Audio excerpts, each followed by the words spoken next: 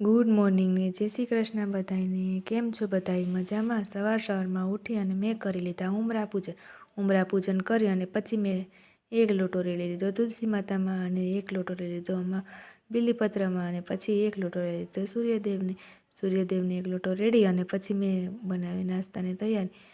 લોટ બાંધી અને મેં પેલી રોટલી કરી ગાય માટે અને પછી મેં બનાવ્યા સરસ મજાના પરોઠા।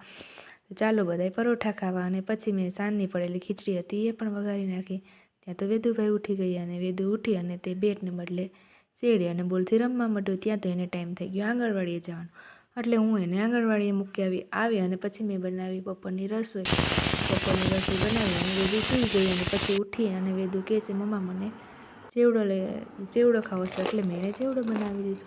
અને સાંજે પછી અમે નીકળી ગયા બહાર જમવા। તો સાંજે બહાર જમવા નીકળી ગયા તો ત્યાં અમે ખાધું મંચુરિયન અને ઢોસા ખાધા। અને પછી વેદુભાઈ કહે છે, મમ્મા મને ગુલ્ફી લઈ દે, એટલે મેં એને ગુલ્ફી લઈ દીધી। તો કેવો લાગ્યો અમારો આજનો વ્લોગ તમે જરૂરથી જણાવજો।